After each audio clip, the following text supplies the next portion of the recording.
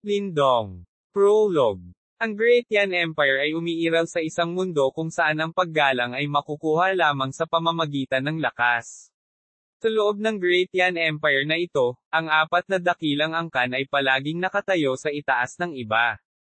Kabilang sa mga ito, ang isang partikular na insidente sa Lin Clan ay nagresulta sa pagpapatalsik ng isang individual na nagsimula ng sariling pamilya, sa pag-asang balang araw ay makilala muli ng Lin Clan, at muling makasama sila. Nagmula sa isang pinalayas na pamilya ng dakilang Lin Clan, noong si Lindong ay napakabata pa, siya ay nanunood, walang kapangyarihan, habang ang kanyang talentadong ama ay madaling durugan at napilayan ng napakaraming henyo ng dakilang Lin Clan, si Lin Langtian.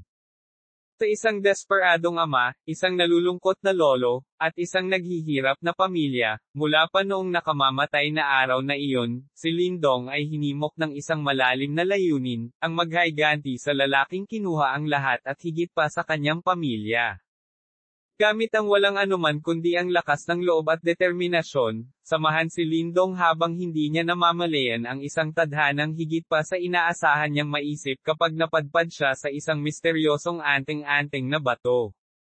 Kabanata 1. Lindong. Nang sinubukan ni Lindong ang kanyang makakaya na buksan ang mabibigat na talukap ng mata, biglang lumitaw sa kanyang mga mata ang hamak at maayos na silid.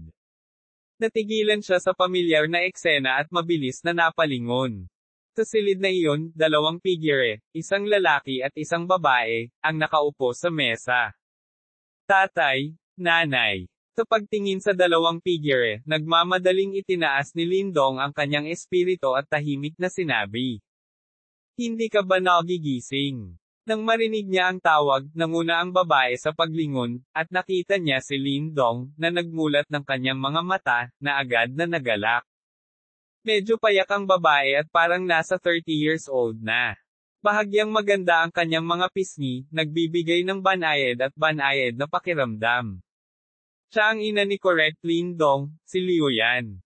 Kung hindi ka nag-aaral ng mabuti, makikipag-away ka sa iba at hihingi ng tulong. Nakaupo sa tabi ng babae ang isang lalaki na mukhang nasa 30 o 40. Medyo payat ang katawan niya, at may kaunting tala sa pagitan ng mga kilay, pero parang nasaktan siya, at medyo namutla ang mukha. Tinatakpan ng pagiging mahigpit na iyon para sa karamihan, siya ang ama ni Lindong, si Lin Xiao. Para sa ama na palaging malubha, si Lindong ay halatang medyo natatakot, at pinaikit ang kanyang leeg, at pagkatapos ay medyo hindi siya kumbinsido, sino ang gumagawa ng mga taong iyon na tumawag sa akin na ama ay isang basura.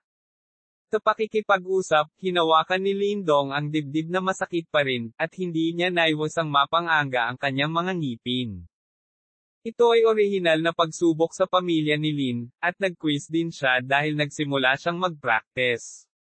Para sa higit sa kalahating taon, ang kanyang mga marka ay masasabing katamtaman lamang, at para dito, hindi niya ito masyadong sineseryoso, na nagbibigay sa kanya ng parehong oras at kondisyon ng paglilinang, naniniwala siya na hindi siya magiging mas mahina kaysa sa iba. Sa pagtatapos ng pagsusulit, nang si Lindong ay naghahanda upang lumaban pabalik sa kanyang tahanan, nakilala niya ang ilang mga lalaki na may masamang relasyon sa mga karaniwang araw. Noong una ay ayaw niyang mag-abala, ngunit hindi niya mapigilan ang intensyonal na pag-alit at galit ng kabilang panig. Natural na hindi napigilan ng batang si Lindong ang pagbaril, at kitang-kita rin ang resulta. Siya ay direktang pinalo at binugbog hanggang mamatay. Linshan, tandaan mo sa akin, sa susunod hindi na kita gagawing baboy, hindi ako maniniwala kay Lin. Si Lindong ay nagngangalit, pagkatapos ay si Linshan ang gumawa ng bagay, at ang numero 1 kaaway ni Lindong ngayon. Dahil ang mga ama ng dalawang partido ay lubhang masama, si Linshan ay madalas ding nakakatagpo ng gulo kay Lindong. Minsan, ngunit isa rin sa kanila. Kinagat ng husto ang kanyang mga ngipin, ngunit biglang nalungkot muli si Lindong. Kahit na ang kagubatan ay kakilakilabot, kahit na ano, ngayon ang taong iyon ay ang ika-4 na pinakamatigas na katawan. Ang score na ito, sa Among the Lin Family Juniors, sila ay medyo advanced, at sa katunayan sila ay mas malakas kaysa sa dalawahang lakas ng pagsusubo ng katawan na ito. Sama-samang linangin. Ang unang bagay na maaari mong gawin ay upang linangin ang iyong katawan. Ang simula ng lahat ay nagmumula sa iyong sariling katawan. Ang katawan ng tao ay ang pinakamahiwagang bagay sa pagitan ng langit at lupa. Ang tinatawag na quenched body ay para lamang linangin ang katawan at unti-unting palakasin ang iyong katawan, at panghuli mula sa labas hanggang sa loob. Kapag ang mga buto at buto sa katawan ay lumakas sa isang tiyak na antas, isang binhi ng elemental na kapangyarihan ang makukuha. Kapag ang katawan ng tao ay natural na lumitaw ang binhi ng elemental na kapangyarihan, maaari siyang tunay na maging isang practitioner. Ang matigas na katawan ay nahahati sa 9 na bahagi. Ang unang 3 epekto ay hindi maganda, ngunit ito ay upang gawing mas malakas ang pisikal na kalidad at pangangatawan. Tanging kapag ang tumigas na katawan ay nasanay sa ika-4 na nagpapadalisay na balat, maaari itong unti-unting linangin. Ang mga benepisyo ay ipinahayag. Sa antas na ito, ang balat ng tao ay unti-unting magiging kasing tigas ng kahoy at bato, anuman ang lakas o bilis, walang maliit na pagpapabuti. At si Lin Shan ay nasa antas na ito. Doble ang matigas na katawan ni Lindong, halatang hindi ito ang kalaban nito. Gayunpaman, mayroong napakalaking agwat sa pagitan ng dalawang edad. Hindi dahil sa talento. Ang antas ng pagsusubo ay hindi napakahalaga sa tinatawag na talento. Masasabi pa nga na lahat ay kayang magtanim. Ngunit kung gaano karaming timbang ang maaaring pinuhin, ito ay nakasalalay sa kanilang sariling kapital at mga pagkakataon. 9 na matigas na katawan, sa yugtong ito ay labis na nakakapagod, dahil sa pamamagitan lamang ng patuloy na pagsubok sa pisikal na limitasyon ay unti-unting lumakas ang katawan. Gayunpaman, ang ganitong uri ng pagtatangkang limitasyon ay isa ring uri ng pagpiga sa potensyal ng tao. Kung ang ganitong uri ng pagpisil ay hindi pupunan pagkatapos, kung gayon ang katawan ay masisira dahil sa pile, na hindi lamang makakaapekto sa paglilinang, ngunit makakaapekto rin sa sarili nito. Nasasaktan ako sa lahat ng oras. Sa makatuwid, sa proseso ng pagsusubo ng katawan, kinakailangang gumamit ng iba't ibang gamot na pampalakas na nagpapalusog at nagpapalusog sa katawan bago ito magpatuloy sa paglinang. Gayunpaman, ang karamihan sa mga damong ito ay napakamahal. Kung hindi mayaman ang pamilya, hindi talaga kakayanin. Ito ang tinatawag na kapital. Ang dahilan kung bakit nalampasan ni Lin Shan ang 2 beses ni Lindong ay hindi lamang dahil 6 na buwan na siyang nagal-inang kaysa sa kanya, ngunit ang pinakamahalaga ay mayroon siyang ama na namamahala sa pananalapi ng pamilya Lin. Naghihintay para sa pagpapala, nang walang mga elixir na magpapalusog sa katawan, ang bilis ng paglilinang ay natural na mas mababa kaysa sa dating. Sa silid, bumulong si Lindong. Inilagay ni Lin Xiao ang palad sa mesa, at bigla siyang kumuyam, lumulubog din ang kanyang mukha, nakita ito ni Liu Yan sa gilid, at mabilis na komandat kay Lindong. Mabilis na tumahimik ang huli. Hindi mo kailangang makipag-usap sa iba tungkol sa mga pakinabang ng iyong dila, at magsanay ng mabuti, natural na magsasara ang bibig ng iba. Kinawian ni Lin Xiao ang kanyang kamay at sinabing, Liu Yan, kunin mo ang pulang ginseng na iyon. Sa red ginseng, dapat mas mabilis siyang magtanim. Kalahating taon na lang ang paghihiwalay. Kung mag-practice ka, mahihiya ka lang. Panipi. Kapatid na Xiao, ang pulang ginseng na iyon ay para sa iyong pagpapagaling. Matapos marinig ang mga salita, agad na sumimangot si Liu Yan at mabilis na sinabi. Sayang tao ako. Hindi na nakakatulong kung paano gumaling. Sa hinaharap, mas pupunta ako sa mga bundok at susubukan kong maghanap ng elixir para sa mga bata. Umiling si Lin Xiao, natawa sa sarili, at sinabi. Hindi sayang si tatay ang pinakamalakas na tao sa pamilya Lin maliban kay Lolo. Nang marinig ang mga salita ni Lin Xiao, na mula si Lindong, maliit na bata, ang pinakamakapangyarihang tao sa kanyang puso ay ang kanyang ama. Ang pinakamalakas. Kumuyam ang kamao ni Lin Xiao nang hindi sinasadya, ngunit ang kanyang mukha ay kumislap sa sakit na parang malalim na bone marrow. Maya-maya, tumayo siya at naglakad patungo sa labas na medyo pagod. Liu Yan, bigyan mo ng gamot ang bata, okay na ang sugat ko. Napakaraming taon na ang nakalipas. Ano ang silbi ng halamang pulang ginseng? Sa pagtingin sa likod na may kaunting aura, si Liu Yan sa silid ay may pulang mata. Sino ang mag-aakala na ang pinakamasigasig na tao sa Qingyang Town sa oras na iyon ay malungkot na ngayon? Inay, huwag kang umiyak, tiyak na magsasanay ka ng husto, at pagkatapos ay gagawa ka ng paraan para mahilim ang sugat ng iyong ama. Iginuhit ni Lindong ang mga damit ni Liu Yan at Bangulong. Huwag mong sisihin ang iyong ama sa pagiging matigas sa iyo. Pinigay niya lang lahat ng effort niya sa'yo, alam mo, ito lang ang inaasahan niya. Ibinaba ni Liu Yan ang kanyang ulo, tinitingnan ang seryosong kulay sa maliit na mukha ni Lindong, at marahang pinunasan ang kanyang mga mata, pagkatapos ay hinawakan ang maliit na ulo ni Lindong at Bangulong. Ina, narinig ko na ang tribong ito ay mas mahusay kaysa sa nangungunang tatlo, at maaari kang makakuha ng 3 grade na panlunas sa lahat na tinatawag na Kloteng Zuguo. Nabalitaan ko kay uncle na napakabise daw nito sa pagpapagaling. Kung ito ay maaaring makuha, ito ay dapat na para sa ama panloob na pinsala tulong. Parang biglang may naisip si Lindong, itinaas ang ulo, tumingin kay Liu Yan ng maliwanag, sabi. Ano ang coagulation ni Zuguo? Matapos marinig iyon, si Yan Liu ay kanina pa, at pagkatapos ay medyo walang magawa, ang angkan ay mas mahusay kaysa sa nangungunang tatlo, ngunit hindi madaling makapasok. Nasa iyo ang pusong ito, at ang ina ang unang tutulong. Nagpakulo ka ng pulang ginseng. Panipi. Pagkatapos magsalita, humarap si Liu Yan sa karaniwang tao. Sa mga juniors ng pamilya Lin, ilang mga tagumpay ang hindi maliit. Gusto ni Lindong na makapasok sa top 3 para makuha ang blood clotting fruit, kaya hindi ito nahirapan, kaya hindi na siya masyadong lumayo. Pagtingin sa likuran ng pag-alis ni Liu Yan, mahigpit ding naiipit ang bibig ni Lindong, at mahigpit na nakakuyom ang kamao, inay, makatitiyak ka, kukuha ako ng namumuong prutas sa isang sandali, upang ito ay magamot. Injury kay Dad. Panipi. Nang iniisip ang pinsala ni Lin Xiao, ang mga mata ni Lindong ay biglang nagpakita ng matinding puot. Ang dahilan kung bakit ang tatay niya ay pagtatawanan ng maraming tao sa pamilya Lin ay dahil sa taong iyon. Ang pamilya Lin kung saan matatagpuan si Lindong ay isang napakaliit na pamilya lamang. Kahit sa bayan ng Qingyang na ito, hindi sila top-notch. Gayunpaman, ang hindi mahalata na pamilyang Lin na ito ay may nakakasilaw.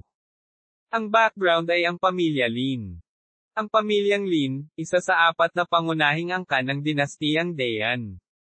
Ang pamilya Lin sa bayan ng Qingyang ay maaaring ituring na isang dayuhang miyembro ng pamilyang Lin, ngunit para kay Lindong na hindi kailanman umalis sa loob ng 100 milya ng bayan ng Qingyang, ito ay nasa dinastiyang Dayan. Ang pamilyang Lin, na nagtataglay ng kapanapanabot na lakas, ay masyadong malayo at kakaiba. Ayon kay Lindong paminsan-minsan mula sa bibig ng kanyang ama, ang isang ito ay talagang miyembro ng pamilya Lin. Gayunpaman, malaki ang pagkawala ng lolo ni Lindong dahil sa pagkabigo sa misyon. Pinatalsik mula sa panloob na lahi, na itinalaga sa bayan ng Qingyang na ito.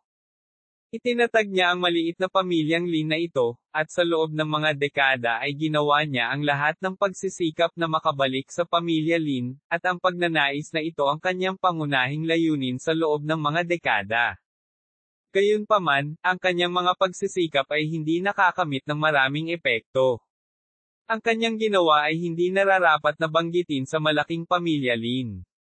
Sa makatuwid, maaari lamang niyang ihit ang kanyang ideya sa iba pang lugar, ito ang 10 taong clan meeting ng pamilya Lin. Ito ang pinakamahalagang komperensya ng pamilya Lin. Sikat na sikat ito sa buong dinastiyang Dayan. Tuwing 10 taon, bawat komperensya ay ang pinakamagandang pagkakataon para sa nakababatang henerasyon sa tribo na gumawa ng pangalan para sa kanilang sarili. Marami sa mga gantimpala ng kompetisyon ay likas na kapansin-pansin, ngunit ang pinakakaakit-akit na lugar para kay Lolo Lin ay na hangga't maaari siyang makapasok sa nangungunang sampung ng komperensya, kahit na ikaw ay isang dayuhan, ikaw ay maa-promote sa walang harang. Mga tao ng tribo, walang katapusang kaluwalhatian. Kaya, ang clan meeting ay naging isang bagong bukang liwayway sa malaking kawalan ng pag-asa ni Lin Dong, ngunit dahil sa kanyang edad, hindi siya makasali. Sa makatuwid, inilaan niya ang lahat ng kanyang mga inaasahan sa parehong para sa kalahating anak na lalaki. Natural, ang ama ni Lin Dong na namumukod tangi dito ay ang bukang liwayway ng lolo at ng buong pamilya Lin. Sa pagharap sa mabigat na pasanin sa kanyang mga balikat, tinupad ng ama ni Lin Dong ang mga inaasahan. Sa 5 magkakapatid, ang pinakauna ay nakapasok sa Jiuxiang at pumasok sa kaharian ng Diyuan, at pagkaraan lamang ng 4 na taon, muli na namang nalagpasan ang antas ng elemento ng lupa, na naging pangalawang master ng pamilya Yuan maliban sa lolo na si Lin Zenshan. Ang bilis ng paglilinang ay ginagawa ni Lolo na laging walang ngiti sa kanyang pang-araw-araw na buhay. Sa tuwing makikita niya ang kanyang ama, ang matandang mukha ay magpapakita ng ngiti ng kabaitan at aliw. Ang lolo noong panahong iyon ay sinasabing 12 ng mga sa panahon ng taon, kapag ikaw ay pinakatawa. Ang 10 taong pagpupulong ng clan ay darating sa pag-asa. Gayunpaman, ang resulta ay para madama ang lahat sa pamilyang Lin na parang isang bangin. Isang trick, isang pandaraya lamang, at ang ama na itinuturing na pag-asa ay natalo. Isa pa, ito ang unang laro na magsisimula ang clan. Maraming mga taon ng pag-asa at mga taon ng paglilinang ay naging isang bula sa pagitan ng ilang mga rate ng interes. Ang katapusan ng talunan ay syempre hindi mabilang na kakaibang mga mata, at kasunod ng katawa-tawa na panunuya na iyon, ang grupo ay bumalik sa Qingyang Town na parang isang asong nangungulila. Noong gabing iyon, lumipat ang aking ama sa distrito ng Linjia at tumira sa pinakaliblib na burol sa kaibuturan ng pamilya Lin. Anumang bagay mula sa pamilya Lin ay hindi nagagamitin mula noon. Sinabi niya na wala siyang mga kwalifikasyon na. Ang mga pagpapala ay hindi nagsasama-sama, at ang mga kasawian ay hindi nag-iisa. Pagkatapos ng pagkatalo na iyon, hindi lang dekadente si Lin Xiao, ngunit pagkatapos, malungkot niyang natuklasan na ang taong nakaharap niya sa araw na iyon ay hindi lamang natalo sa kanya sa isang kamay, ngunit wala siyang iniwan kahit na ano. Ang halos malahayop na marahas na elementong puwersa ay ganap na sinira ang katawan nito. Sa ilalim ng gayong matinding pinsala, ang lakas ng Tianyuan ni Lin Xiao ay direktang bumaba at bumagsak pabalik sa antas ng Yuan. Bukod dito, dahil sa matinding pinsala, naharang ang mga meridian ng katawan. Kahit anong cultivate niya, mahirap makapasok. Ang kahangahangang mga mata ng pamilya ay unti-unting naging mga buntong hininga at pagkabigo. Sa harap ng matinding kalamidad na ito, desperado na si Lin Xiao. Sa tuwing lasing siya ay mamamartilyo ang dibdib niya sa kabaliwan.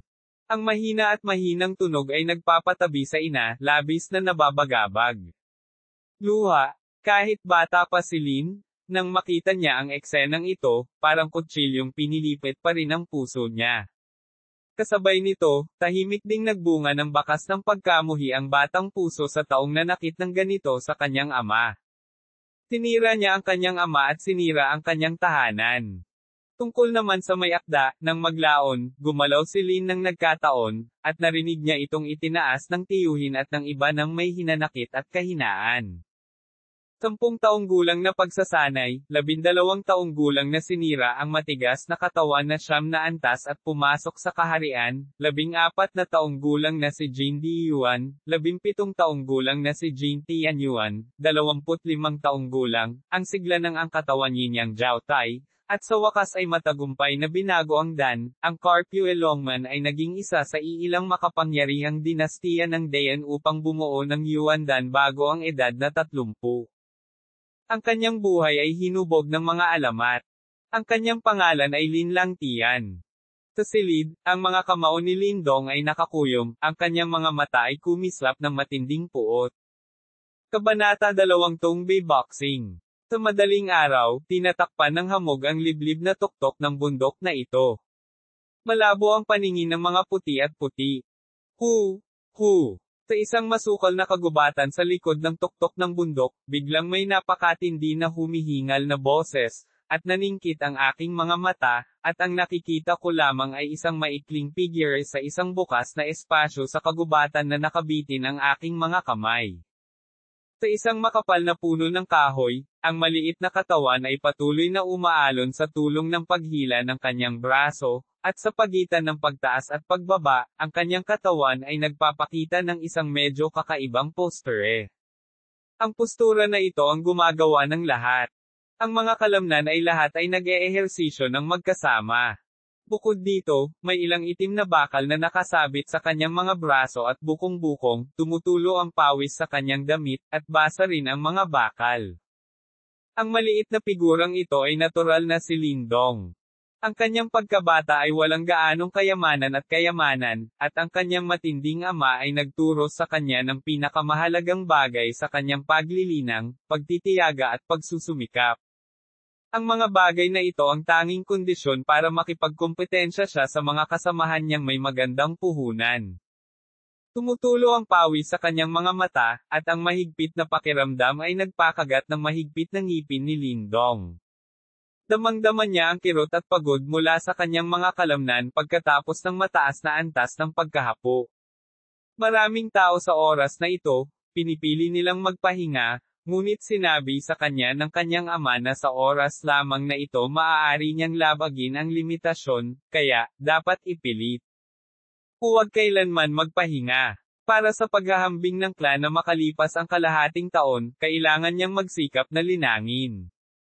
Ang pakiramdam ng paglapit sa limitasyon ay nahihilo, ngunit sa pagpupumilit ni Lindong sa kanyang mga ngipin, biglang, may kakaibang bakas ng init na lumabas sa kanyang katawan. Sa sandaling lumitaw ang init na ito, biglang nagre-refresh ang espiritu ni Lindong. Ito ay ang kapangyarihan ng pulang ginseng.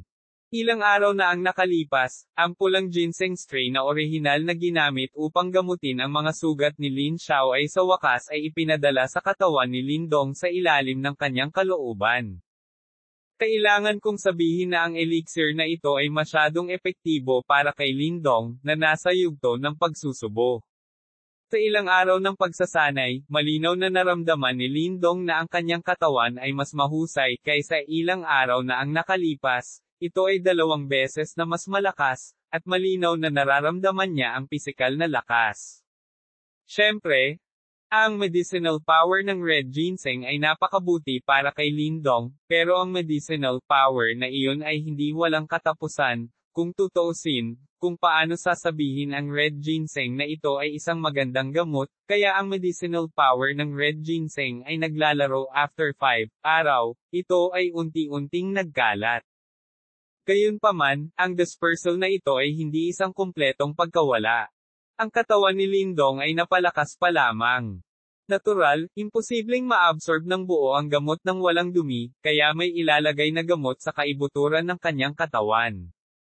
Gayunpaman, ang pag-ulan na ito, nang ang katawan ni Lindong ay umabot sa matinding gutom, sa wakas ay napisil, at sa wakas ay kinain ng halos gutom na malamultong mga kalamnan at kalamnan ni Lindong.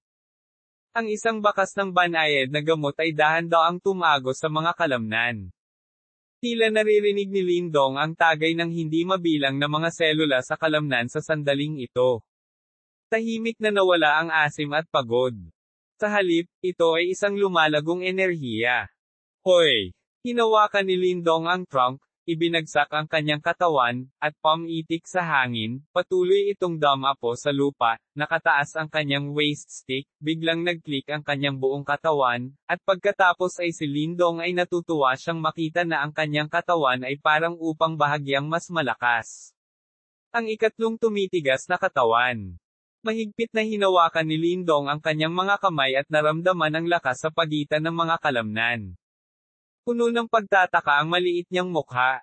Mula sa pagsasanay, dahil sa mga pangyayari sa pamilya, bihira siyang magkaroon ng pagkakataon na kumuha ng anumang elixir. No thinking of taking this time, napakaganda pala ng epekto. Well, Hindi masama. Nang si Lindong ay nagagalak para sa kanyang pag-akyat, isang boses ang nagmula sa isang tabi, at mabilis niyang ibinaling ang kanyang ulo, para lang makita si Lin Xiao na nakaordinaryong kamiseta, na nakatayo sa ilalim ng isang malaking puno. Isang ngiti ang sumilay sa hindi nakangiting mukha. Daddy. Nagulat din si Lindong nang tumingin siya kay Lin Xiao na nakatayo sa tabi ng puno. Tumango si Lin Xiao, lumapit kay Lindong, tumingin pataas at pababa sa kanyang katawan, at isang mahinang ngiti ang lumitaw sa gilid ng kanyang bibig, na nagsasabing, ang pangatlo ay ang napatay na katawan, na mabuti. Lahat ito ay dahil sa pulang ginseng. Napakamot ng ulo si Lindong at tumawa. Ang pulang ginseng ay isang panlunas lamang. Kahit nakunin ito ng ibang tao, aabutin ng humigit kumulang 1 buwan o 2 para makuha ito mula sa pangalawa hanggang sa pangatlo. Ito ang iyong Day and Night Training Center. Achievement. Tumingin si Lin Xiao kay Lindong sa harap niya, at nagbuntong hininga sa kanyang puso. Sa panahong ito, ang matapang na pagsasanay ni Lindong, natural niyang nakita sa kanyang mga mata, ang antas ng ehersisyo, makikita niya ang kanyang ina ng ilang beses. Nagseselos. Bagamat wala siyang sinasabi sa kanyang bibig, bilang isang ama, nakaramdam siya ng kaunting pagkabalisa. Naiintindihan niya na ang pagsasanay ni Lindong ay napakadesperado na gusto lang niyang makamit ang magandang resulta sa paghahambing ng pamilya makalipas ang 6 na buwan. Kung ganoon, bilang ama, maaari niyang iangat ang ilang mukha sa pamilya ni Lin. Napangiti si Lindong hehe. Matapos ang lahat ng hirap sa panahong ito, marami na siyang natamo. Kung ikukumpara sa mga nangungunang estudyante ng pamilya Lin, siya ay nagiging mas malapit. Nawala ang bakal. Ngayong naabot mo na ang pangatlong bigat ng napatay na katawan, halos hindi ka pa rin nakakapag-practice ng martial arts. Bibigyan kita ng isang set ng boxing skills. Sabi ni Lin Xiao daw. Narinig ko na biglang nagliwanag ang madilim na mga mata ni Lindong. Bagamat naabot na niya ang ikatlong bigat ng quenching body, hindi niya maintindihan ang kahit katiting na galaw. Maaari lamang siyang gumamit ng malupit na puwersa upang labanan ang mga tao. Ang mga kasanayan sa martial arts na maaaring gumawa ng kanyang pagiging epektibo sa pakikipaglaban ay tumaas, ngunit ang kanyang pisikal na fitness, hindi pa siya tinuruan ni Lin Xiao, at ngayon ay mayroon na siyang pagkakataon, paanong hindi siya matutuwa. Ang martial arts sa mundo ay nahahati sa 9 na baitang at 3 beses, 1, 2, at 3 baitang ay mas mababa, sinusundan ng medium at 7 at 9 na baitang, at pagkatapos ay superior. Ang gusto kong ituro sa iyo ay isang mababang baitang at isang baitang, tunglikod kamao. Sabi ni Lin Xiao. Paulit-ulit na tumango si Lindong, ngunit hindi siya nabigo dahil isa lamang itong low-grade boxing technique. Naunawaan niya ang dahilan kung bakit dapat mautol ang bigas, at para sa maraming tao, magandang magkaroon ng martial art. Sinasabing sa pamilya Lin, ang pinakamataas na antas ng martial arts ay isang uri lamang ng martial arts na may 4 na grado. Ito ay nakuha ng nagkataon noong miyembro pa ng pamilya Lin ang lolo. Ang tinatawag na martial arts classification, ngunit ang pinakamahalaga ay ang sarili nito, kahit na sa mga kamay ng tunay na malakas, kahit isang ordinaryong piraso ng martial arts ay maaaring magkaroon ng kamanghamanghang lethality. Kung mas malakas ang practitioner, mas maraming martial arts power ang naipapatupad niya. Mas malakas ito. Iniunat ni Lin Xiao ang kanyang palad at yumuko kay Lin, gamitin ang iyong pinakamalakas na lakas at atakihin ako sa pinakamabilis na bilis. Panipi. Kumurap si Lindong, itinapon ang lahat ng bakal sa kanyang palso, at direktang sinuntok si Lin Xiao. Sa harap ng buong suntok ni Lindong, tumingin lang si Lin Xiao. Mabilis na dumulas ang palad sa manggas ni Lindong, at tumunog ang malutong na kaluskos, at pagkatapos ay ngumisi si Lindong. Tumalon, nagmamadaling ibinulong ang manggas, at isang braso lang ang nakitang pula. Malakas ang kamao ng Tongbei, malagkit na damit. Kung dati ay pinilit ko ng kaunti o gumamit ng kaunting puwersa, ang mga buto ng iyong braso ay kailangang mabali. Sinabi ni Lin Xiaoyo, ang linangin ang Tongbei Boxing ay nangangailangan ng pagsasanay ng mga damit. Ang pamamaraang ito ng pagsasanay ay binibigyang pansin ang lakas ng malagkit na damit sa palad. Habang nagsasanay, dumidikit ito sa iyong damit at gumagawa ng tunog. Mayroong 9 na uri ng Tongbei Boxing, na tinatawag ding 9 ringang. Dahil ang bawat uri ay binuksan, ito ay magkakaroon ng malutong na tunog, ang isa ay nanalo sa isa, ang ika-9 na singsing ay tapos na, ang kapangyarihan ay maihahambing sa ikalawang baitang martial arts. Panipi. Ikaw ay maasahin sa mabuti, tandaan ang 9 na mga estilo na ito. Uminom ng malakas si Lin Xiao, biglang binuksan ang kanyang mga kamay at paa, humakbang pasulong, at nakita ang kanyang katawan na parang tigre. Ang kanyang mga braso ay kumakaway na parang unggoy na nakatalikod sa isang nakaunat na postere, at ang isang malutong na tunog ng mamasa-masa na damit ay patuloy na umuusbong. Nagri-ring. Tumingin si Lindong kay Lin Xiao, na sumasayaw sa anino ng mga kamao, ang kanyang isip ay naging lubos na nagkakaisa, at lahat ng nasa paligid niya ay automatikong hindi niya pinansin. Sa mga mata niya, ganoon lang ang set ng boxing routines. Dahil sa pagtuturo, sadyang bumagal din si Lin Xiao. Matapos gawin ang ehersisyong ito ng ilang beses, dahan-dahan lang niyang isinara ang kanyang trabaho at tumingin kay Lindong, sinabing, "Remember." Saglit na tumango si Lindong, pagkatapos ay tumango ng medyo hindi sigurado. "Tumawag ka o." Nang tingnan ito, nagulat ang mukha ni Lin Xiao sa kanyang mukha. Bagamat bumagal siya ng husto, ngunit ang 9 na estilo ng Tongbei Quan ay hindi masyadong simple. Noong unang nakipag-ugnayan si Lindong sa martial arts ay naalala niya ito ng napakabilis. Mukhang alam din ang sorpresa ni Lin Xiao. Umalis si Lin ng 2 hakbang, nakaunat ang kanyang mga kamao, at isang set ng mga paraan ng boxing ang dahan-dahan niyang pinalo ng medyo maalog. Tinitigan ni Lin Xiao si Lindong. Matapos makita na nasuntok niya ang lahat ng 9 na uri ng Tongbei Boxing, ang kanyang mukha ay muling nagkaroon ng masayang pakiramdam, bagamat ang Tongbei Boxing ni Lindong ay napakatalino, kahit na sabihing walang totoo, posible na matutunan ang panlilinlang na ito kapag siya ay unang nakipag-ugnayan sa boxing na ito, na nagpapakita na mayroon siyang mahusay na pag-unawa. Ang pagkatuklas na ito, gayunpaman, ay nakadama ng kasiyahan kay Delan, tila ang anak na ito ang nagmana sa kanya. Ang talento ng taong iyon. "Tay, bakit ko ipinakita ang Tongbei Boxing nang walang kahit kaunting tunog?" Ang isang set ng boxing punches ay maaalog at dahan-daang natapos, medyo walang magawa si Lindong. Kung napakadali mong sanayin ang tunog, ang suntok sa likod na ito ay masyadong hindi karapat-dapat.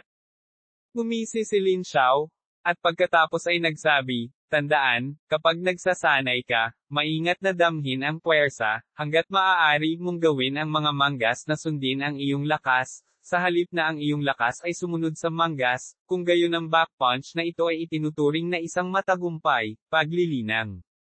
Halika, maaari mong gawin ng ilang beses." Panipi. Ilang beses na bumulong si Lindong sa kanyang bibig, at pagkatapos ay bumuka ayon sa kanyang mga salita, habang si Lin Xiao ay tumabi at itinuro ang ilan sa kanyang mga kapintasan paminsan-minsan. Ang mga anino ng boxing ng isang batang lalaki ay patuloy na sumasayaw sa open space sa kagubatan, ngunit ang kanyang pawis ay umaagos pa rin, ngunit hindi pa rin niya makuha ang kanyang avatar, na may maliit na mukha, mukhang sobrang seryoso. Sa hapon, mabilis siyang pumasa sa ilalim ng walang tigil na pagsasanay ni Lindong, at ang kanyang mga pagsisikap ay hindi walang resulta. Para sa 9 na estilo ng Tongbei Boxing, lalo siyang naging bihasa. Bagamat wala pa ring ingay, hindi naman mahina ang tindig. Dinangin dito ngayon, at magsanay muli bukas. Matapos ang isang sulyap sa langit, muling tumingin si Lin Xiao sa pawisan na si Lindong, at biglang sinabi na ang huli ay seryoso at nakatuon sa paglilinang kahit na siya ay bahagyang naantig, at pagkatapos ay bumantong hininga ng palihim, tila ang kanyang pagkabulok ay ginawa ito, napaka-premature ng bata. "Sige dad, bumalik ka muna para magpahinga, babalik ako mamaya." Tumugon si Lindong, ngunit hindi pa rin tumitigil ang kanyang mga kamao, at itinoon niya ang kanyang atensyon sa sinabi ni Lin Xiao, naramdaman ang lakas sa kanyang mga kalamnan. Iyon banayad na paglipat at pagbabago. Nang makita ito, walang pagpipilian si Lin Xiao kundi iling ang kanyang ulo. Kitang-kita na ang pag-unlad ni Lindong, ngunit hindi madaling magsalita ng kamao ni Tungbei. Isang buong linggo din siyang nag-ensayo noong panahong iyon bago siya tuluyang nagtagumpay. Isang sigaw ang narinig sa kanyang bibig. Lumingon si Lin Xiao at iniwan ang kanyang kamay. Nang lumingon siya ay sumili ang ngiti sa kanyang mukha. Ang pag-unawa na ipinahayag ni Lindong ngayon ay lubos na nasiyahan sa kanya. Napakaganda ng perception ng batang ito, at napakahusay ng kanyang pagpupersage. Hindi dapat mahirap para sa akin na malampasan ang kasagsagan. Pop! Ang pag-iisip sa isip ni Lin Xiao ay kumislap lang, ngunit may malakas at malutong na tunog sa likuran niya. Sa sandaling ito, ang kanyang kutis ay naninigas, at ang kanyang mga yapot ay natigilan. Gayunpaman, sa kanyang mga mata, ito ay sa sandaling ito. Isang maliwanag na ilaw. Mukhang hindi ito mahirap, ngunit isang simpleng bagay. Kabanata 3 Weirdstone Pond. Tunog. Sa bukas na lupa, tumingin si Lin sa kanyang kamao ng may sigasig, at may hindi maisip na kagalakan sa kanyang mukha, ngunit nang iangat niya ang kanyang ulo, nakita niya na si Lin Xiao ay dahan-daang naglalakad palabas ng kakahuyan.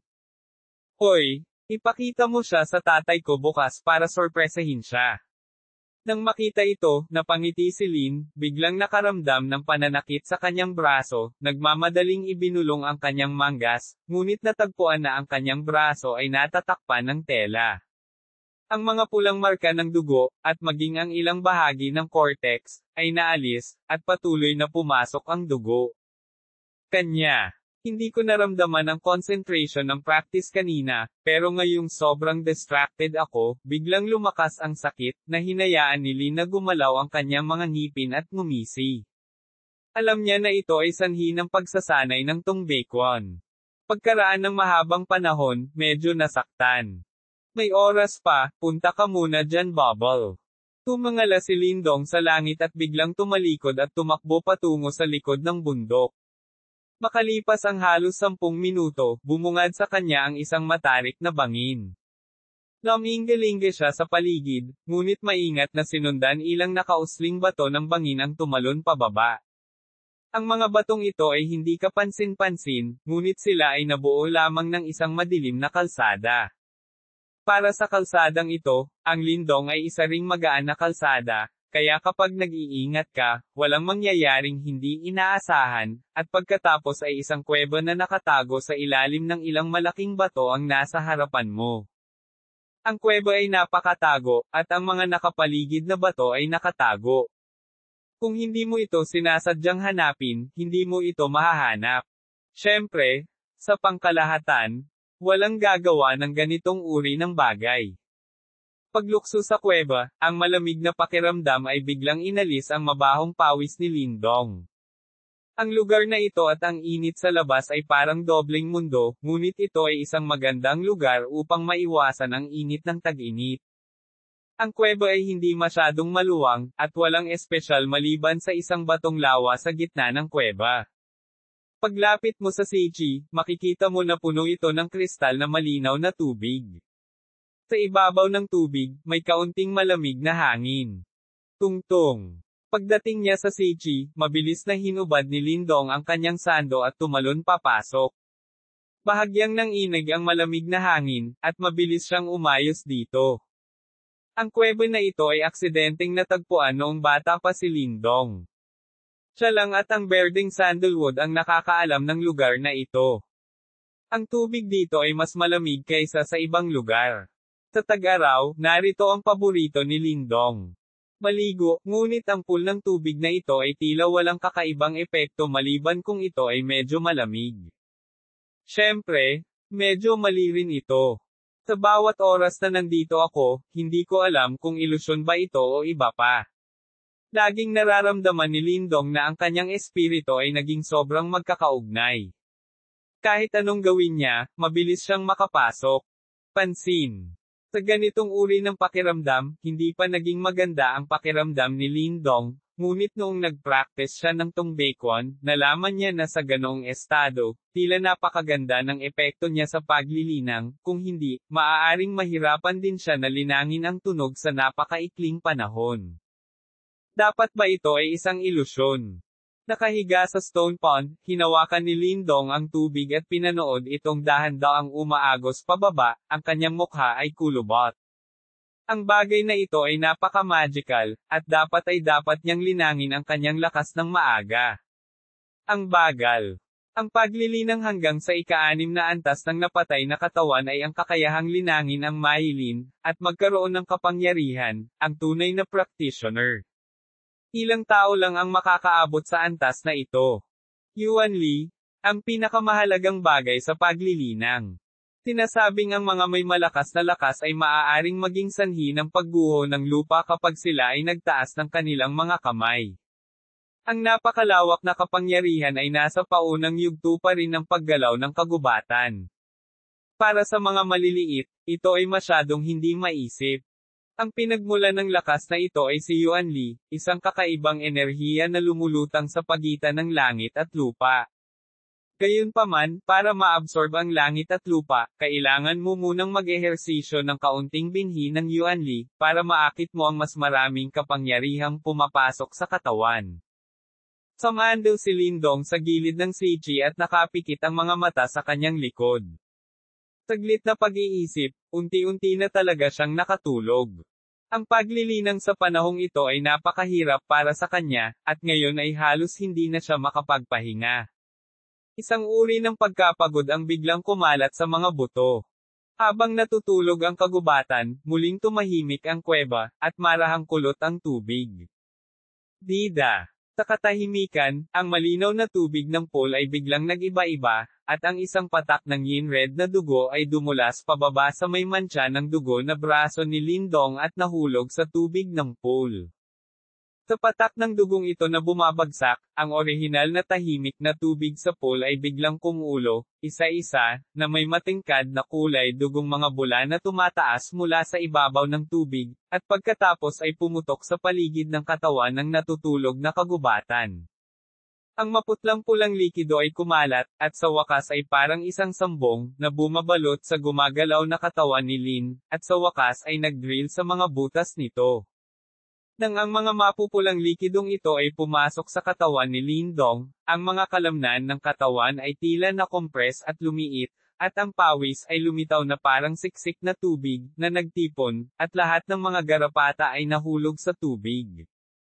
At nang ang mga pawis na ito ay tumagas mula sa katawan na may kaunting itim na dumi, ang taas ni Lindong ay mas mahaba lang ng kaunti dahil nalagpasan niya ang 3 bigat ng napatay na katawan. Nagbago na naman talaga siya. Pakiramdam ko, ang namamagang espongha ay pinilipit ng husto, na pinipiga ang lahat ng tubig sa loob nito. Hindi nagtagal ang pagkulo ng tubig sa pool. Makalipas ang halos 10 minuto, unti-unti itong naglaho. Nang tahimik ang tubig ng pool, ang natutulog na si Lin ay idinilat ang kanyang mga mata at sumigaw sa kanyang bibig, sobrang init. Tungtong. Sumigaw sa bibig, iginalaw ni Lin ang kanyang ulo para sumisid sa pool, nanatili doon ng ilang sandali, at pagkatapos ay tinusok ang kanyang ulo sa tubig. Napabuntong hininga siya, mukhang nalilito, kanina sa paggising niya, para siyang nasa apoy, at ang nakakapasong pakiramdam ay napaiyak siya ng malakas. Paano magiging mainit dito? Saglit na nananatili sa pool, nang muling lumamig ang pakiramdam, mabilis na umakyat si Lin Dongfang, tinitingnan si Sichi, puno ng maulap na tubig. Saglit na nakatayo sa tabi ni Sichi, tahimik na umiling si Lin Dongfang, hinawakan ang kanyang damit, at isusuot na sana, ang kanyang mga mata ay biglang napako sa kanyang braso. Yi! Namangha si Lindong sa kanyang braso. Malinaw niyang naalala na ang lahat ng mantsa ng dugo mula kay Tongbaekwan ay ginamit sa kamay na ito ngayon lang, bakit ngayon nawala ang lahat? Hinaplos ni Lindong ang kanyang braso sa pagkalito, biglang tumigas ang kanyang katawan, isang hindi kapani-paniwalang tingin ang mabilis na bumungad sa kanyang mukha, dahil nalaman niya mas tumigas ang balat ng kanyang braso. Ang sitwasyong ito ay talagang malapit nang maabot ang ika-4 na senyales ng pagsusubo. Paano ito posible? Ang pagtuklas na ito, maging si Lindong, na kinauukulan ng partido, ay natigilan sa mismong lugar. Kabanata 4 Ang lihim ng Sichi. Ilusyon, guni-guni? Dapat ay guni-guni. Saglit na tumingin sa kanyang braso, biglang ipinikit ni Lindong ang kanyang mga mata at huminga ng ilang sandali. Pagkaraang unti-unting huminahon ang mood ay dumampi na lang muli ang palad niya sa braso na may kaunting panginginig. Sa kabila ng palad, mayroong isang uri ng tigas tulad ng cuticle. Bagamat hindi pa ito umabot sa puntong kasing tigas ng kahoy at bato, halatang mas matigas ito kaysa sa balat ni Lin ngayon lang. Ito ay talagang isang senyales na ang katawan ay malapit nang pumasok sa ika-4 na yugto ng pagsusubo. Hangga't tumitigas ang ganitong uri ng balat, ito ang ika-4 na yugto ng tunay na pagsusubo. Ngunit, pinuka ni Lindong ang kanyang bibig, ang kanyang mukha ay hindi kapani-paniwala, ngunit siya ay mukhang impyerno. Kakapasok lang niya sa ikatlong katawan ng KK ngayon. Paano ito direktang mababago sa wala pang kalahating araw? Pagdating sa ika-4 na pwesto, ang biglaang pay ay direktang binasag ni Lindong. Namula siya sa maliit na mukha at nagpatuloy sa paglalakad sa Stone Pond. Kung kaya niya talagang magkaroon ng ganitong bilis, clan comparison what counts for the first 3. Kahit na ang 10 taong pagpupulong ng angkan ng pamilya Lin, hindi siya magkakaroon ng kahit katiting na takot. Ngunit, paano ito posible? Bagamat medyo nasilaw ako sa sobrang tuwa, kung tutuusin, medyo nauna pa si Lindong, kaya huminahon siya pagkaraan ng ilang sandali, kumunot ang mukha, at nagsimulang maalala ang simula at wakas ng mga bagay, ngunit walang kakaiba sa kuweba. Kaya naman, pagkatalikod niya, huminto siya sa Sichi. Kakaiba ba ito? Talagang kakaiba. Mukhang natigilan ang mukha ni Lindong, at pagkatapos ay umiling muli. Itong Stone Pond, mula maliit hanggang malaki, hindi niya alam kung ilang beses na siyang nakababad, pero katulad din ito ng sitwasyon ngayon, pero first time itong nangyari. Anong asterisk ang nangyayari? Ang pulang ginseng ay hindi laging posible. Ito ay isang gayuma at gayuma lamang, na nagpapahintulot sa kanya na maabot ang ikatlong antas ng napatay na katawan sa loob ng 10 araw.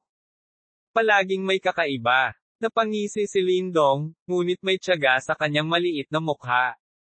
Naunawaan niya ang kahalagahan ng bagay na ito, at kung talagang matutuklasan niya ang misteryo, ito ay magiging lubhang mahalaga sa kanya.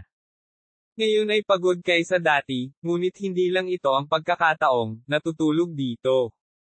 Natulog na ako kanina. Tumingkayad si Lindong sa tabi ni Sichi, nakakunot ang kanyang mga kilay. Sa pagmumuni-muni, walang kamalay-malay na hinihimas ng kanyang palad ang kanyang braso. Maya-maya'y biglang nanigas ang palad niya, unti-unting huminto ang mga mata.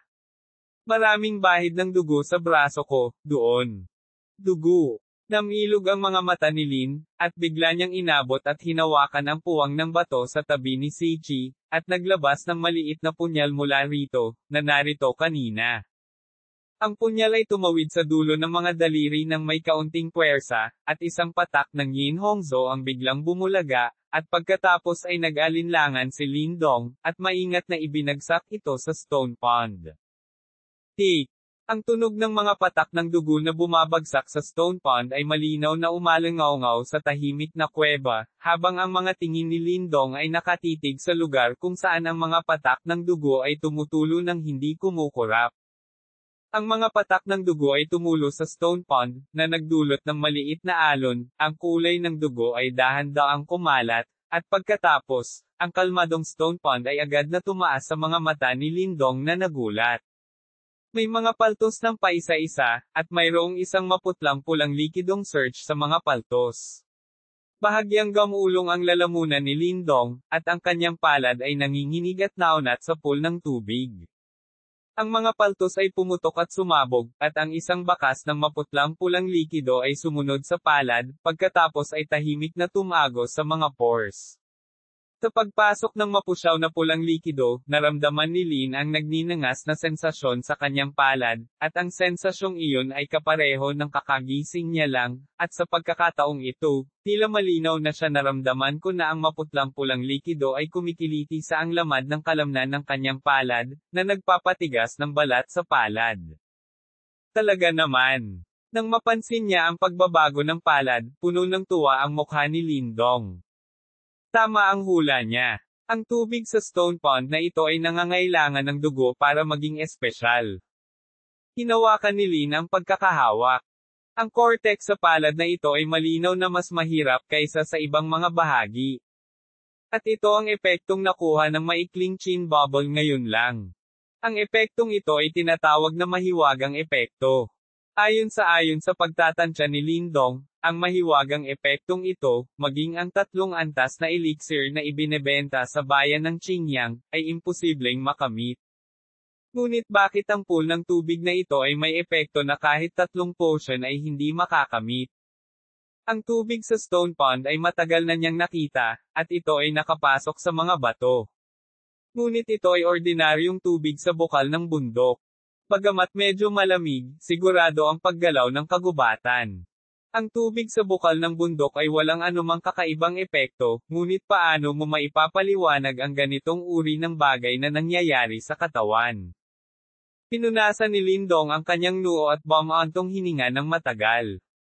Nakahiga siya sa tabi ng pool dahil sa sobrang emosyon ay kinilig siya sa kakaibang sichi na ito, kahit na hindi niya mahanap ang dahilan kung bakit ang sichi na ito ay nagtataglay ng kakaiba at mahiwagang epekto, ngunit sa anumang kaso, ito ay maaaring isang malaking benepisyo para kay Lin Dong. Dahil sa pinsala, kailangang patuloy na kailangan ni Lin Xiao ng elixir para gumaling ang katawan. Ang elixir ay mahal, at ang kanyang karakter ay lubhang matigas ang ulo. Tinatanggihan din niya ang anumang pondo mula sa pamilya Lin, pangangaso ng ilang mga hayop o umaasa sa swerte upang makahanap ng kaunting elixir, ngunit ang kita na nakuha sa ganitong paraan ay halatang imposible para kay Lindong na magkaroon ng parehong kondisyon sa paglilinang tulad ng mga kapantay ni Lin. Sa oras na ito, ang papel ng stone pond na ito ay higit na mahalaga para kay Lindong. Dapat na ilihim ang papel ni Sichi. Kumuyam ang kamao ni Lindong, hindi lang dahil kailangan niyang magsanay kasama si Sichi, ngunit alam niya na kapag kumalat ang balita, gaano karaming kaguluhan ang aidudulot nito, at maging, berde ang iba pang puwersa sa Yangtze ay magseselos dito.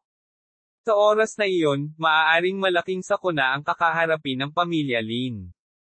Ang isang tao ay walang kasalanan, siya ay may kasalanan nito. Dahil dito, kahit maliit si Lindong, naiintindihan pa rin niya ito. Mahigpit na pinisil ni Lindong ang kanyang mga labi, at may ideya siya sa kanyang puso.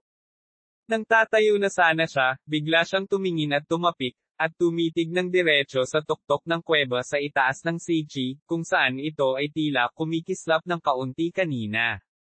Kung ito ang kaso, walang pakialam si Lindong kahit na makita niya ito, ngunit ngayon ay interesado na siya sa stone pond na ito, kaya titingnan niya ng husto ang kuwebang ito. Ay seryoso. Nakalok ang tingin ni Lindong sa lugar kung saan kumikislap ang dating bahagyang pagkinang, hindi kumikislap ang kanyang mga mata, at sa ilalim ng kanyang masikip na titig, muling lumitaw ang dating kumikislap na pagkislap, at sa pagkakataong ito ay medyo nagmamadali, pagkatapos, bumagsak ang isang bahagyang liwanag, at sa atensyon ni Lindong, diretso itong nahulog sa stone pond sa ibaba. Ang ibabaw ng pool, dahil sa pagbagsak ng mga light spot, ay gumagawa ng isang maliit na ripple. Tumingin si Lindungling sa lugar kung saan nahulog ang banayad na liwanag sa stone pond, at pagkatapos ay lumunok ng tubig.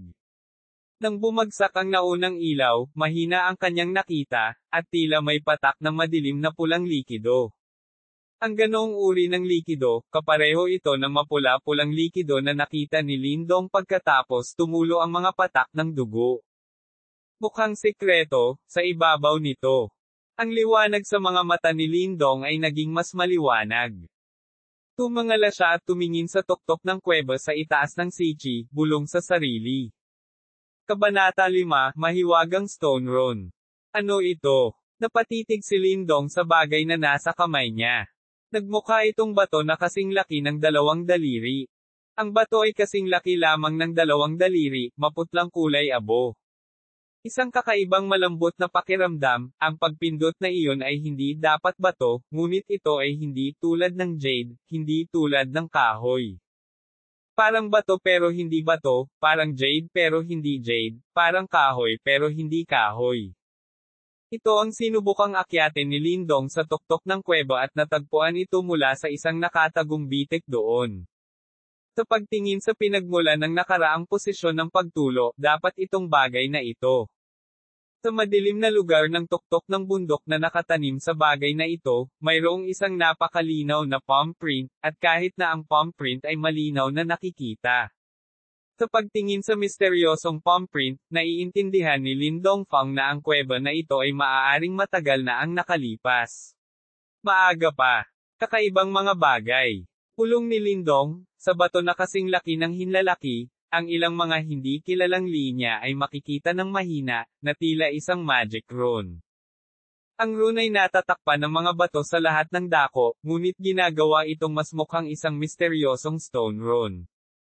Maliban sa rune na nagpaparamdam sa mga tao ng malabo at esoteric sa unang tingin, walang kakaiba dito, ngunit naiintindihan ni Lindong na ang red light spot liquid na ngayon ko lang nakita ay hindi ito ay isang ilusyon. Ang dahilan kung bakit si Sichi ay nagtataglay ng gayong mga kakayahan ay dapat na sanhi ng stone rune na ito. Ang mukha ni Lindong ay natatakpan ng kulay ng pag-ungol. Dati, nakita niya ang liwanag na bumagsak sa Sichi, at ito lamang ang makapagpaliwanag kung bakit magkakaroon ng mahiwagang epekto ang Sichi na ito.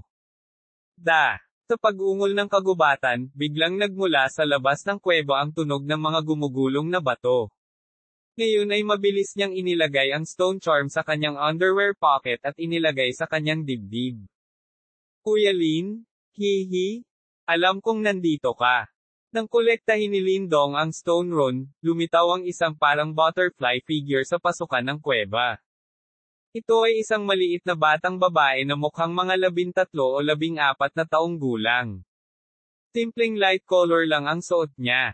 Damit, ngunit simpleng damit ay hindi maaaring itago ang katalinuhan sa maliit na mukha.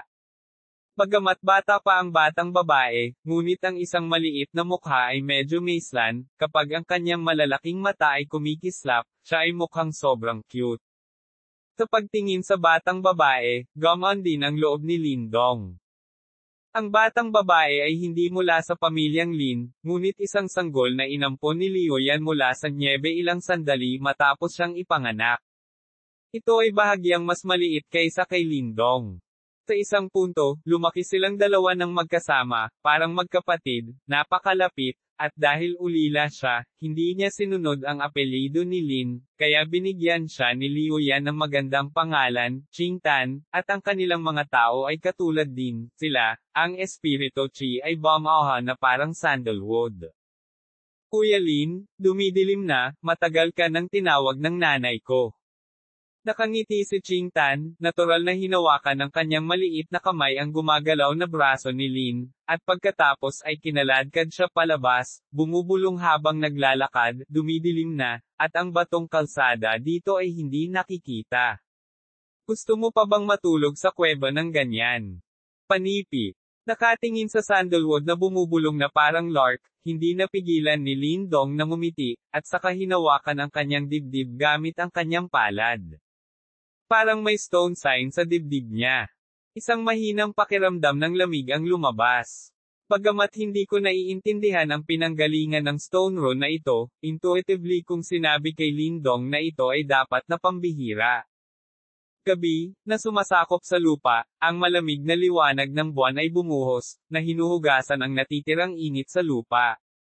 Sa silid, nakapikit si Lindong na natutulog, isang sinag ng buwan ang bumuhos mula sa bintana, at ilang liwanag ng buwan ang sumikat sa katawan ni Lindong. Biglang umalangaw-ngaw ang liwanag ng buwan na parang alon ng tubig, at agad na lumitaw ang kakaibang eksena. Sa labas, nakita ko lang ang mga cool na ilaw ng buwan, at nagsimulang mag-condense palayo sa dibdib ni Lindong, at lumabas ang kaunting liwanag. Palihim kong nakikita ang maliwanag na gitna. Isa itong kakaibang bato, simbolo. Nang kumikinang ang stone rune, bahagyang bumukas din ang mga mata ni Lin na mahimbing na natutulog, ngunit hindi na niya hinintay na imulat niya ng buo ang kanyang mga mata, ngunit biglang nakaramdam ng pagkahilo na lumabas sa kanyang isipan, at pagkatapos, siya ito ay ang nakakatakot na pagtuklas na siya ay talagang nagpakita sa isang madilim na espasyo. Walang liwanag, katahimikan, at lamig dito. Dahil sa biglaang pagbabago ay nakaramdam ng takot si Delan. Kahit papaano, isa na lang siyang 14-year-old na bata.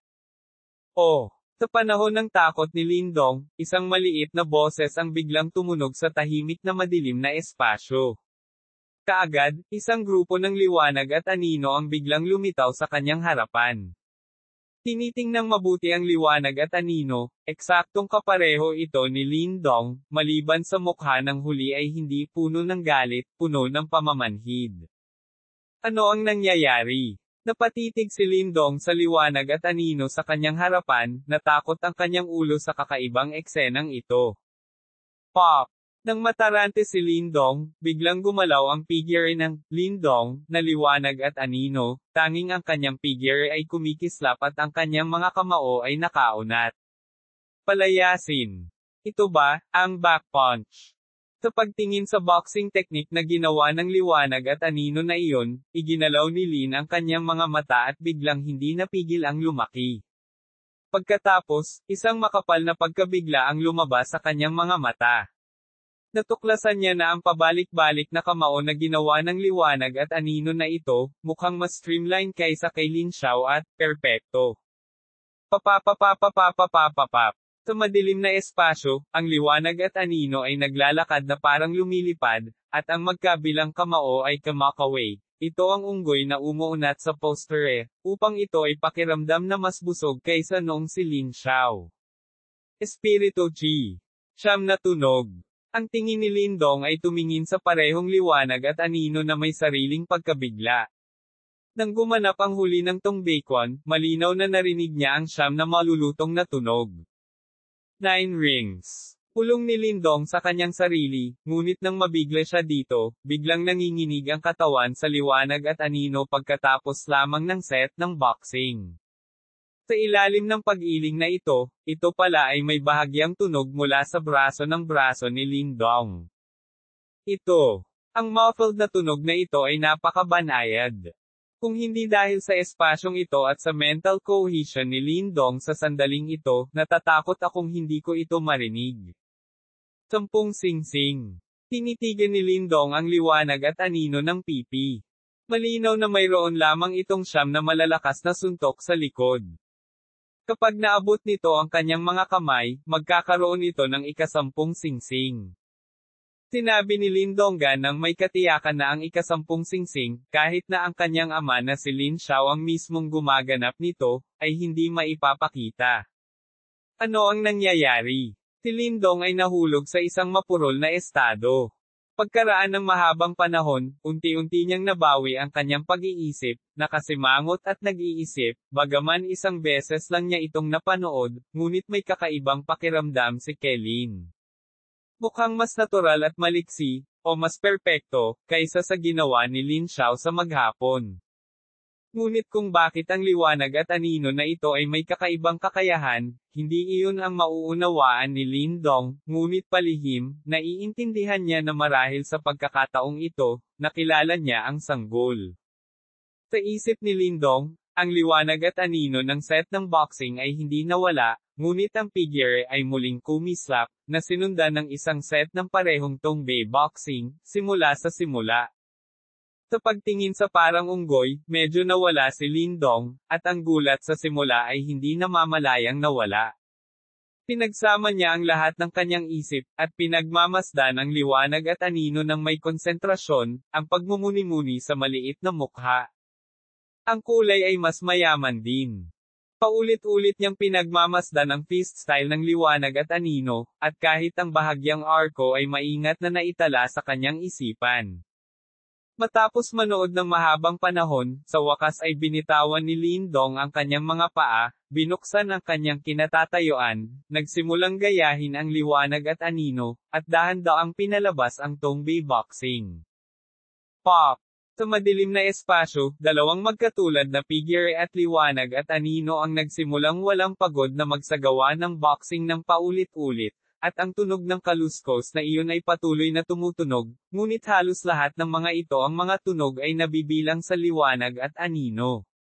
Para sa sitwasyong ito, hindi nagalit si Lindong. Sa maliit na mukha, puno siya ng kaseryosohan. Kasabay nito ng isagawa ang boxing, hindi rin niya namamalayan na nagsimulang baguhin ang estilo ng boxing sa liwanag at anino. Bagamat maliit ang pagbabagong ito, para bang mayroon itong pagtatapos. Ang maliit na pagbabago ay isang hindi inaasahang pakinabang. Sampal. Sampal. Sampal.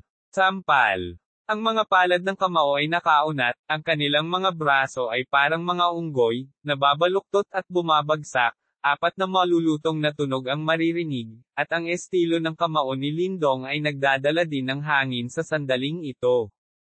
Apat na singsing. Ang mga mata ni Lindong ay naging kakaiba sa sandaling ito. Hindi niya inaasahan na konting pagbabago lang pala iyon.